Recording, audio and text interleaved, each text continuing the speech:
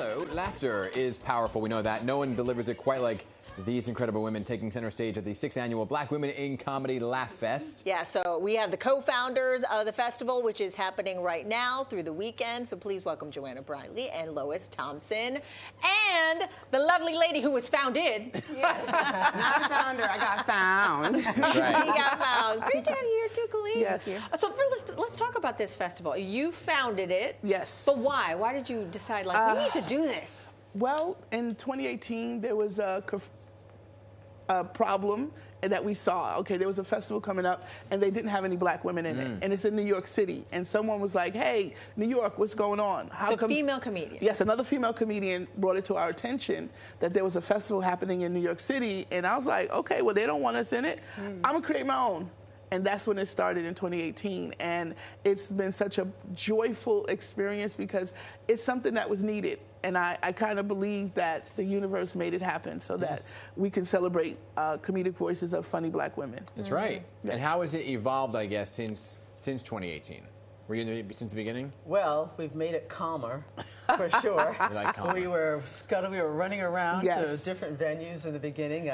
Mainly in Brooklyn, but it's evolved to the point where now we're in several venues here in Manhattan, and we have 23 shows over the 4 days, and we have women flying in from all over the country to be a part of it. So it's like it's evolved to that level where people are now like, you know, when it comes up for entries, folks are clamoring to get in. I mean, we hate to have to turn people away, but we have to keep it a certain size. But it's fantastic. Well, you have Calise Hawkins. Yeah. She's an OG comedian. Oh, you're an OG. Oh, yeah, she's an OG. And I have seen it have a direct effect on the comedy clubs because before this festival, I would not share the stage with another black woman. I would not see any other black women.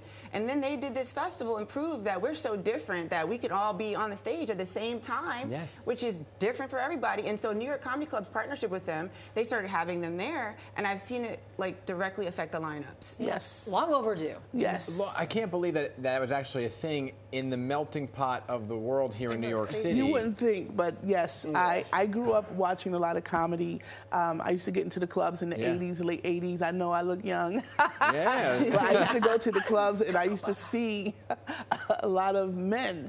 And I used to say, we're the women. And then when I did see a woman, it was usually a white woman, right? And then I was like, I mean, I still laughed. I had a good time, so it wasn't an issue. I just was like, what about our voices? Right. And so the festival definitely highlights and centers funny black women. And we have Grizzly Pear is also a partner in this comedy festival. They've been with me from day one, allowing me to have my shows there and just letting me do whatever I need to do creatively to bring these shows to New York City and to the masses. And I know people want to hear what we have to say. Yeah, it's not about just comedy shows and stand-up. You also have workshops? Yes. Okay, tell us about that. Workshops. They have the comedy writing workshop put on by Chanel Ali, who's actually a member of the Friars Club. She's one of I think the only black woman who's in the Friars Club. Like, no, Whoopi's in there too. Whoopi and I think Leanne Lord. So just the very few. But again, understand, like when you say, like, you know, I don't believe in this melting pot of New York City, that they would not be able to find any black women. But understand that any community is a microcosm of how the world is functioning. You're right. So, you know, as black women are excluded in other areas, they were also excluded in comedy, which is why it's really important for us to get together as a community and form our own of whatever it is that we want to do. And laughter is such an important feeling to have. The fact that nobody was catering towards black women's joy and that feeling that they need to be having, that's something that Joanna brought to everyone. And so we look out in the crowd and we see women, we see black women, we see black men, we see everybody comes to see our show. And then we all get up there and it could be 10 different black women and we're all different. Not a single one of us can represent every single black woman. There's diversity within our diversity.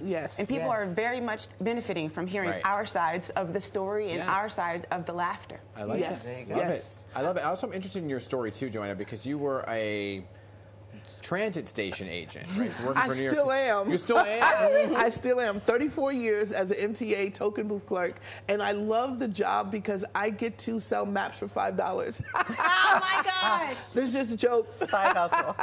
But I love the opportunity to try my material out with the audience because most of them don't know that I do comedy. The MTA does. I've been doing it for 20 years. That's I wrote a story, a solo show called Swipe This, My Life in Transit. which will be airing in April of this year as part of the New York City Fringe Festival. So I keep busy. So you're trying out the jokes on the folks who are coming up to you. Yes. And just like, oh, they're laughing.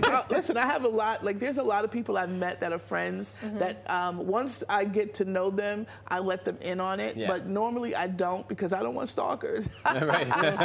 But that's just it. You talk about everybody having their story. I mean, that's so nice to have that representation. You see someone like you up there and you're like, I can do this too. Yes, yes, yes, right? yes. See a lot of people like Joanna in the side character on a sitcom, right? Turn the camera towards her. That's a full story you can see. Yes. Yes. I worked as a reservationist at New York Comedy Club. I was a writer for That Damn Michael Che show. I was a writer for Phoebe Robinson's Everything Trash. And now, because of my passion, I'm staying in it by paying my rent, by working as reservations. But I still have my shows. Yeah. Yes. So we do this as a passion. We're not trying to be famous. We just want to be allowed. Yes. Right. We just bring joy. You're bringing joy. Bringing joy. Yeah. And we also have a component where I hire mental health therapists to come in and speak to the women. We need it.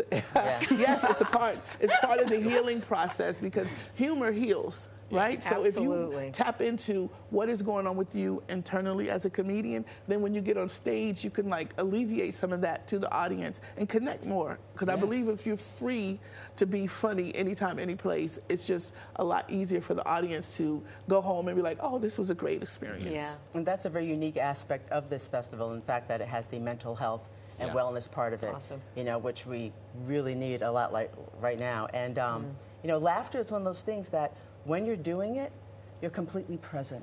Yeah. You know, when you are laughing, you are not thinking about anything else. Right. And it kind of just helps you get centered again. And that's why they say laughter is the best medicine. It is. It truly is. Well, thank you, ladies, all for coming in. Thank you for having us. Can't wait to laugh more with you. Okay? Yes, Come on back. And can we give a shout out to Stacey Ann? I see you doing the weather, girl. We love you. Oh, she's going to love that. She's going to love that. Just know that it's the shows start tomorrow, Thursday. Yep, right here. You want to take this? You want to read it? You read Why don't you read this right here? We got it. Right here. You got that? Nope. Oh, you got it. The 6th annual Black Women in Comedy Laff Fest takes place this Thursday through Sunday across New York City. For tickets and the scheduled shows, go to bwiclaughfest.com. Yes. Hazel, 2 All shots. right.